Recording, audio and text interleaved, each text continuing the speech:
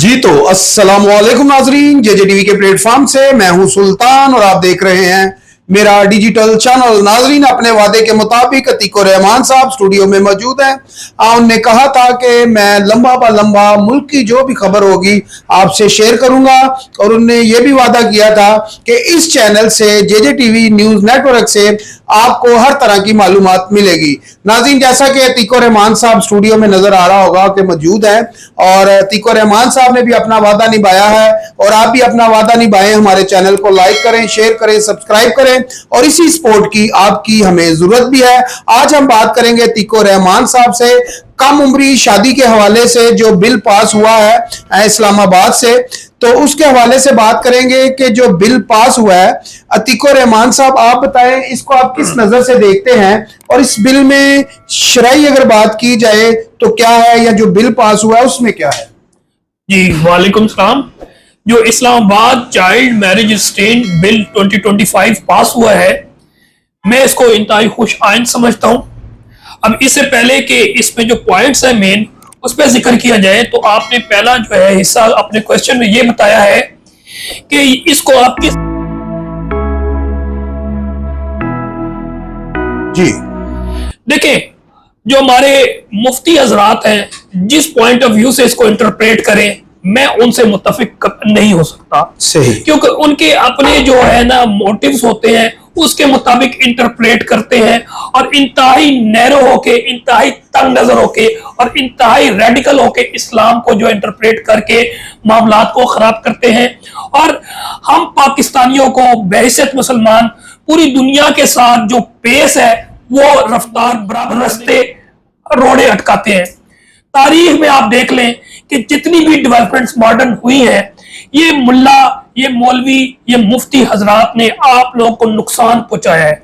नुकसान हर तरह से पहुंचाया। आपको तालीम से दूर रखने की कोशिश की, आपको मॉडर्न साइंस से दूर रखने की कोशिश की, जितनी भी डेवलपमेंट्स हुई उससे दूर रखने की कोशिश की। आपको मालूम है कि जब यूरोपियन, खासकर ब्रिटिश ने यहाँ पर रूल किया तो ट्रेन, रेलवे ट्रैक्स बचाई गई, उसको भी इन्होंने खिलाफ इस्लाम करार दिया। इस तरह जब लाउड स्पीकर का शुरू किया, खिलाफ इस्लाम करार दिया गया। जो दुनिया में मॉडर्न वर्ल्ड में 70वीं सेंचुरी में जब प्रिंटिंग मशीन दरियाफ्त हुई तो सबको मालूम है कि ऑटोमन अंपायर ने उसकी मुखालफत की और मुफ्तियों ने कहा कि जनाब इस पे कुरान पाक या वो चीजें जो इस्लामिक पॉइंट ऑफ व्यू से हो, ये प्रिंट होना भी खिलाफ इस्लाम, खिलाफ शरीयत होगी। मुख्तसर ये है कि जहां जहां मॉडर्न साइंस आई, लोग तरक्की करते गए, करना चाह रहे थे, तो इन्होंने इस्लाम के नाम पे मुसलमानों को दूर रखने की कोशिश की और आज भी ये सारी चीजें चल रही हैं। जदीद दौर में अगर मैं आपको बताता चलूं तो वाज़ेह तौर पे वो सामने चीज है। आपको मालूम है कि टेलीविजन जो 70s 80s में जब यहाँ पर आया तो यहाँ पर एक गालिब तादाद मुफ्तियों की, मौलवियों की थे कि टेलीविजन रखना घर में आराम है या टेलीविजन देखना आराम है। और आज आप देख लीजिए कि वो लोग जिसको हराम कहते थे, उन्होंने अपना यूट्यूब चैनल चला के वो सारा काम कर रहे हैं। इसी तरह से और भी बेशुमार चीजें आपके सामने है। अब मैं समझता हूं कि इस्लाम की जो इंटरप्रिटेशन है वो स्कॉलर्स को करनी चाहिए जो दीन को दुनिया के साथ लेकर चलने वाले हैं। अगर कुरान की हम जो है ना इंटरप्रिटेशन करें या कुरान को पढ़ें, यकीन जानिए कुरान ने तो तमाम आलम की बात की है, इंसान की बात की है, इंसानियत की बात की है, इल्म की बात की है, बराबरी की बात की है। तो ये कैसे हो सकता है कि एक लॉजिकल चीज को आप इलॉजिकल चीज से जो है ना उसको हराने की कोशिश करें? तो लॉजिकल क्या चीज है? देखिए, इस्लाम अगर कुरान में देखा जाए चंद चीजों के अलावा के हद, जिसको हम कहते हैं हद, कि जनाब ये करेंगे, फॉर एग्जांपल जिना के हवाले से कुरान में हुक्म है, लेकिन उसको साबित करने के लिए वो पैमाना इतना मुश्किल रखा है एविडेंस का, वो तकरीबन नामुमकिन है और आज तक उस पर कोई पूरा ही नहीं हुआ। इसीलिए चंद चीज के अलावा इंटरप्रिटेशन की जरूरत है और बड़े, आप समझते हो, मैं सब ब्रॉड होके इंटरप्रिटेशन की जरूरत है to keep pace with 21st century.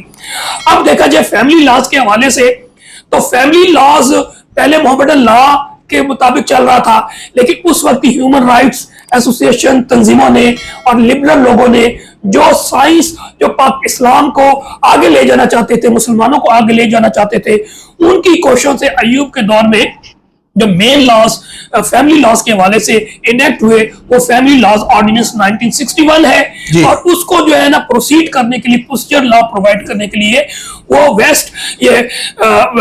Waste Pakistan family code act 1964 जो है वो इंप्लीमेंट हुआ। अब आ जाते हैं बच्चों के हवाले से।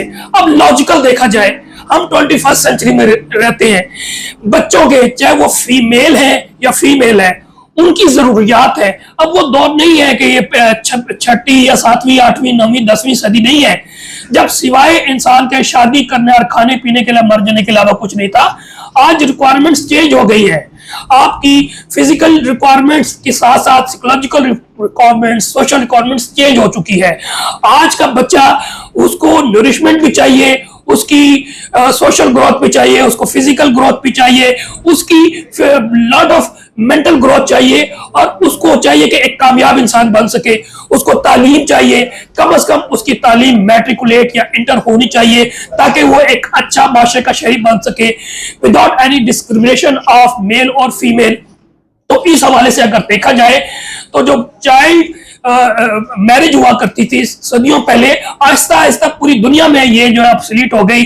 अब आहिस्ता आहिस्ता मैं समझता हूँ ये रिफॉर्मेशन की पहले 16 साल थी, अब 18 साल कर दी है। बिल्कुल, जब एक डेफिनेशन है पूरे दुनिया में भी और पाकिस्तान में भी कि चाइल्ड की डेफिनेशन क्या है, जो बिलो 18 ईयर्स है। इवन आप 18 ईयर्स आप देख लें जनरल लॉ कि कोई भी 18 ईयर से बिलो, चाहे वो मेल है फीमेल है, वो कॉन्ट्रैक्ट नहीं कर सकता, इसलिए कोई मैच्योर ज़हन नहीं होता। पूरी दुनिया में ये चीज एडमिट हो गई कि 18 साल एक उम्र ऐसी होती है जिसमें मेल और फीमेल इंडिपेंडेंटली फैसला कर सकता है। तो जो मैरिज एक कॉन्ट्रैक्ट है, तो फिर कॉन्ट्रैक्ट भी जो है ना वो मैच्योर बंदे को करना चाहिए, जो कॉन्ट्रैक्ट कर सकता है, लोगों से एग्रीमेंट कर सकता है, लोगों से और दुनिया के काम कर सकता है। वोट का आप देख ले, पूरी दुनिया में 18 साल है, क्योंकि 18 साल का नौजवान कंसीडर होता है कि जनाब वो अपने वोट को सोच समझ के इस्तेमाल करेगा। तो इस पैनमा पैमाने में भी देखा जाए तो ये पूरा उतरता है। कहीं पर भी कुरान में नहीं लिखा हुआ कि जनाब 12 साल की बच्ची के साथ शादी होना जरूरी है या 18 साल। जहां पर कुरान आपको कहने के ना और कोई ऑर्डर नहीं करता तो आप इंटरप्रेट कर सकते हैं, आप लॉ बना सकते हैं। तो कुरान ने कहीं नहीं रोका। तो आज 21st सेंचुरी के मुताबिक मैं समझता हूं कि इंतहाई खुशआमद है, और जितना भी लिबरल तबका है और जो समझता है कि मर्द और औरत बराबर हैं और दोनों के राइट्स जो हैं वो यकसा हैं, उनको सिमिलर है, उनको आगे बढ़ने का मौका मिलना चाहिए।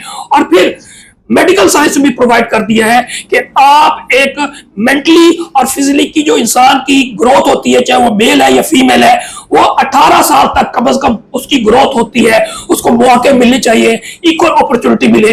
क्योंकि चाइल्ड मैरिज की बड़ी प्रॉब्लम्स होती हैं, एक तो सोशल प्रॉब्लम्स होती हैं, फैमिली प्रॉब्लम्स होती हैं, बच्ची सफर करता है।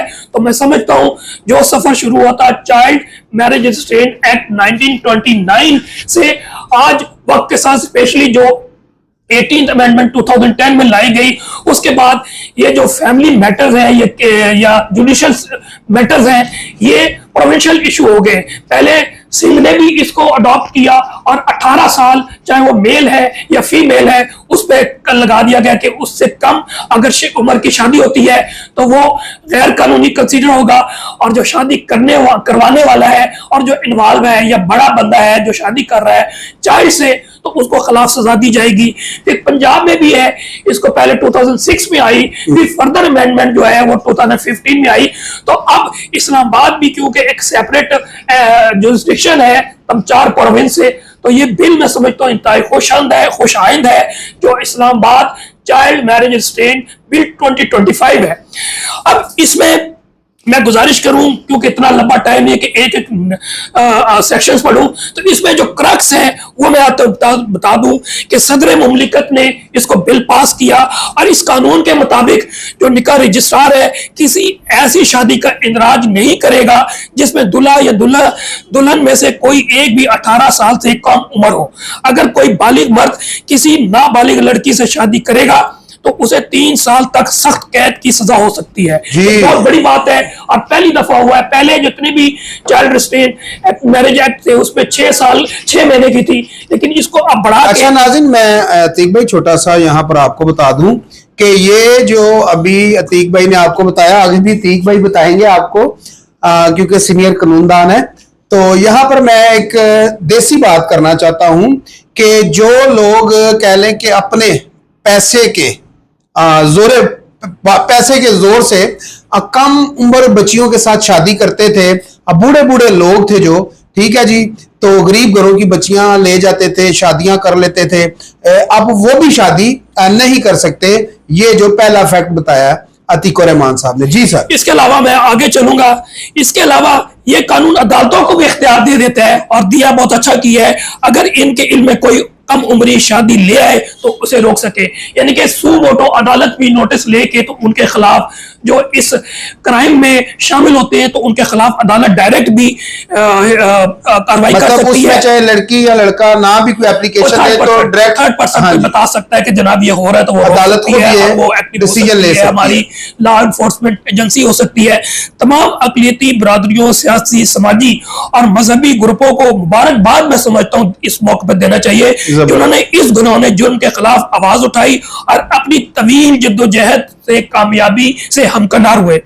इसके अलावा जो बेसिक पॉइंट्स हैं फर्दर, इसमें यह है कि 18 साल चाहे वो लड़का हो या लड़की हो, वो मिनिमम एज है शादी की। अगर उसकी कोई वायलेशन करेगा तो उसको सजा दी जाएगी। इसके अलावा कम उम्री की शादियों को जुर्म करार देना किसी भी नाबालिग की शादी कराने या करवाने वाले को भी काबिल सजा जुर्म करार दे दिया गया है।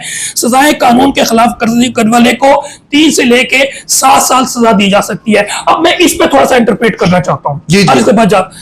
मैं समझता हूँ इसमें फर्दर अमेंडमेंट की जरूरत यह है कि 3 साल से 7 साल की सजा होनी चाहिए, सिर्फ 3 साल नहीं।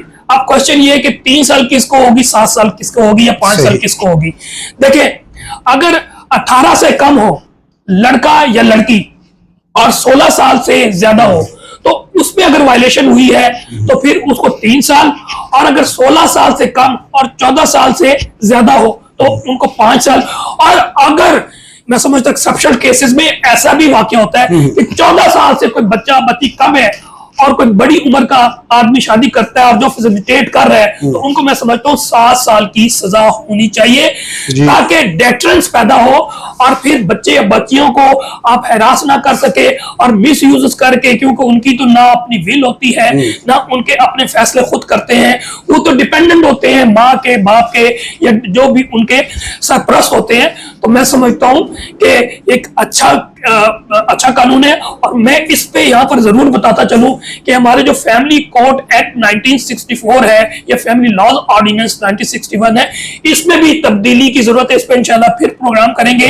जो तलाक के हवाले से, मेंटेनेंस के हवाले से, जो अब आपको पता है तलाक जरा सी बात होती है, तलाक हो जाती है, लड़की जाती है खुला ले लेती है, लड़का चाहता है 3 अल्फाज निकालता है तो खत्म हो जाता है। जबकि माशरे की बुनियाद में समझता हूँ फैमिली है, मियां बीवी का ताल्लुक है, तो उनको मैं समझता हूँ 7 साल की सजा होनी चाहिए ताकि डेटरेंस पैदा हो और फिर बच्चे या बच्चियों को आप हैरास ना कर सके और मिस यूज करके, क्योंकि उनकी तो ना अपनी विल होती है ना उनके अपने फैसले खुद करते हैं, वो तो डिपेंडेंट होते हैं माँ के, बाप के या जो भी उनके सरपरस्त होते हैं। तो मैं समझता हूँ कि एक अच्छा कानून है। और मैं इस पे यहाँ पर जरूर बताता चलूं कि हमारे जो फैमिली कोर्ट एक्ट 1964 है या फैमिली लॉज ऑर्डिनेंस 1961 है, इसमें भी तब्दीली की जरूरत है। इस पे इंशाल्लाह फिर प्रोग्राम करेंगे।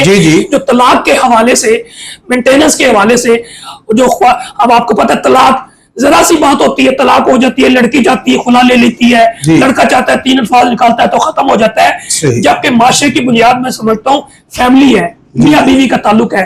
तो मैं समझता हूँ ये कॉन्ट्रैक्ट है और उस पर डिटेल में जाऊंगा, मैं उस पर बताता चलूं कि बिल्कुल ये जो है ना मर्द डिवोर्स प्रोनाउंस कर सकता है ना औरत कर सकती है, ऐसा कानून होना चाहिए। और कोर्ट के जरिए जो ना डिसॉल्यूशन ऑफ मैरिज की बात कर रहा हूं तो वो कोर्ट के जरिए हो।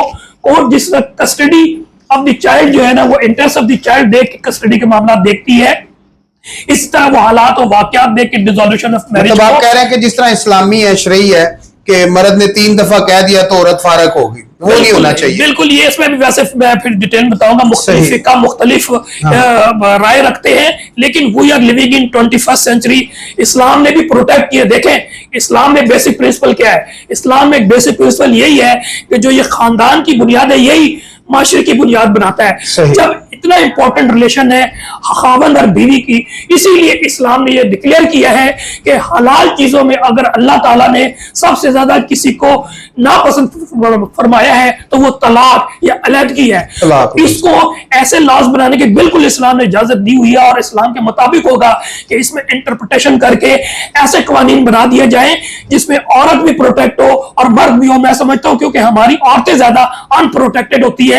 आप इसमें फिर प्रोग्राम करेंगे तो बताएंगे, इंशाल्लाह जरूर करेंगे। जी जी करेंगे। तो मैं समझता हूं कि हमें आगे बढ़ना है, हमें दुनिया के साथ आगे बढ़ना है। इस्लाम एक, मैं समझता हूं कि मॉडर्न रिलीजन है, और सबसे जितने भी आप डिवाइन रिलीजन में देख लें तो लेटेस्ट ये मॉडर्न रिलीजन इस्लाम है। तो इस्लाम को भी और कुरान को भी हमने मॉडर्न और लिबरल और ब्रॉड हो के जो है ना उसकी इंटरप्रिटेशन करनी है।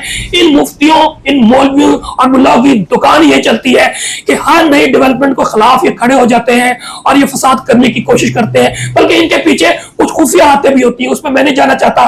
तो मुख्तसर ये कि बीइंग पाकिस्तानी, मैंने जितनों से बात की है स्पेशली वुकला हज़रात से, तो 99% वुकला इस पे मुत्तफिक है कि जनाब ये जो बिल आया है ये बहुत अच्छा है। अगर मैंने मुखालफत करनी है तो मैं तो आपको मालूम है कि मैं इस नाजायज हुकूमत को 47 की कहता हूँ। मैं ये थोड़ी देर पहले बात करना चाह रहा था कि नाजरीन, पहला मेरा ख्याल है कि अतीकुर रहमान साहब पीटीआई से ज़ाहिर बात है वो उनका ताल्लुक है, तो हमारे लिए यहाँ पर खुशैन बात ये है कि उनने इस स्टूडियो को चूज किया है, पसंद किया है कि मैं यहाँ से इस प्लेटफॉर्म से अवाम को अवामी जो राय है या जो मालूमात है वो देता रहूंगा। नाज़रीन, यहाँ पर मैं आपको बता दूं कि जिस तरह अभी अतीकुर रहमान साहब ने बताया कि अल्लाह का नापसंदीदा लफ्ज जो है वो है तलाक। और नाज़रीन, यहाँ पर मैं आपको एक और चीज बता दूं कि जो शैतान का सबसे पसंदीदा लफ्ज है वो है तलाक। यानी कि जो अल्लाह ताला है वो हमें जोड़ने की पूरी कोशिश होती है, और उनको शैतान की पूरी कोशिश होती है कि इस रिश्ते को तोड़ा जाए। और ये भी लिखा गया है नाजरीन कि जिस शख्स ने दो मियां बीवी की जो नाराजगी है उसकी सुलह करवाई तो उसने आसमान पे यानी कि जन्नत अल फरदौस में अपने लिए एक मस्जिद भी बना ली। तो यहां पर नाज़रीन मैं आपको बताता चलूं कि जिस तरह अतीकुर रहमान साहब जो वादा करते हैं पूरा करते हैं, तो अभी उन्होंने एक और वादा किया है कि इसके ऊपर एक स्पेशली प्रोग्राम किया जाएगा कि डाइवोर्स है क्या, होती क्यों है और ये क्या है। नाज़रीन, इसके ऊपर है मेरी चंद दिनों से अतीकुर रहमान साहब से एक बात भी चल रही है, क्योंकि मेरे पास इस टाइम डाइवोर्स के 2 केसेस हैं, मुख्तलिफ उनमें अफेक्ट हैं, उनको भी हम सामने रखेंगे और उनका देखेंगे कि आया क्या रिजल्ट निकलता है और आने वाले दिनों में इसके लिए क्या बनेगा, तो वो भी आपसे शेयर करेंगे। क्योंकि ये मालूमात जो है अतीकुर रहमान साहब आपको हर तरह की देना चाहते हैं। फिर नाज़रीन, जाते जाते आपसे यही कहूंगा कि अगर हमारी आपको मालूमात वीडियो पसंद आती है तो खुदारा इसको ज्यादा से ज्यादा शेयर करें, ताकि हम अच्छी से अच्छी जो मालूमात है, अच्छा सा अच्छा टॉपिक है वो आपके लिए लेकर आ सकें, ताकि जो कह लें कि जो कानूनी दाव पेज होते हैं, अमूमन आप वकीलों के पास जाते हैं या ऐसी जगहों पे जाते हैं तो आपको जो है कुछ लोग लूट भी लेते हैं। आप वकील के पास तो खैर पहुंचते नहीं हो, मुंशी आपको लूट लेता है। तो मेरा ख्याल है कि मेरे जो यहाँ पर भाई बैठे हुए हैं अतीकुर रहमान साहब आपको हर तरह की मालूमात देंगे, तो हम कोशिश करेंगे कि आपको नंबर भी दें इनका, साथ साथ में अगर आप इनसे मालूमात लेना चाहते हैं तो अतीकुर रहमान साहब का हम वीडियो